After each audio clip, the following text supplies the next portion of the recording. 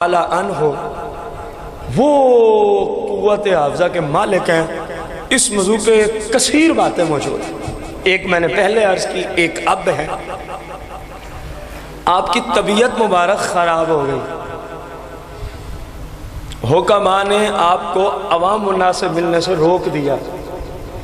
اسی غرض سے امام احمد رضا خان رضی اللہ تعالیٰ عنہ نے اپنے آستانہ مبارک سے دور ایک مکان کرائے پہ لیا، خود تشریف لے گئے، اور جو تلامذہ خصوصی تلامذہ تھے، استاد کی نظر میں سارے شاگرد ہی بیٹے کی طرح ہوتے ہیں، بچیاں ہیں تو بیٹیوں کی طرح ہوتی ہیں، سمجھ آ رہی ہے؟ لیکن کچھ ایسے ہوتے ہیں جن کو اللہ نے کوئی خاص ملکہ دیا ہوتا ہے کسی فن میں. تو جو فقہاء کے درجے میں تھے ان کو آپ نے ساتھ رکھا ہوا تھا. ان میں صاحب بہار شریعت بھی تھے، ان میں صاحب بہار شریعت بھی تھے. تو وہاں پر آپ کے خاص دوست عالم دین آپ کی زیارت کے لیے گئے. انہوں نے کہا جی ملنے کی اجازت ہی نہیں ہے. کہا جا کے پوچھو تو صحیح اندر. یہ 4 افراد اعلیٰ حضرت کے ساتھ تھے آپ کے شاگردوں میں سے. انہوں نے کہا حضور فلاں عالم دین ہے. فرمایا ان کو آنے دو. ان کو یہ عالم دین، یہ مفتی صاحب کہتے ہیں میری عقل کی حیرانگی کی کوئی حد نہ رہی. حالت کیا ہے کہ ڈاکٹروں نے لوگوں سے ملنے سے وہاں تو بیٹھے ہیں، آپ ایک پلنگ پہ تشریف فرما ہیں، 2 شاگرد ادھر کرسیوں پہ بیٹھے ہیں اور 2 ادھر بیٹھے ہیں. ایک گٹھڑی آپ کے سامنے پڑی ہے، ایک گٹھڑی اعلیٰ حضرت کے، اس کو کھولتے ہیں، اس میں 30 خطوط تھے. کتنے خط تھے؟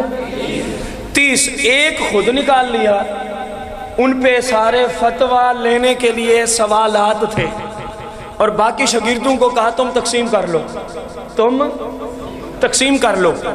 اعلیٰ حضرت نے فرمایا 2 ادھر ہیں 2 ادھر ہیں. حالت یہ ہے کہ کسی سے ملنے کی ڈاکٹروں نے اجازت.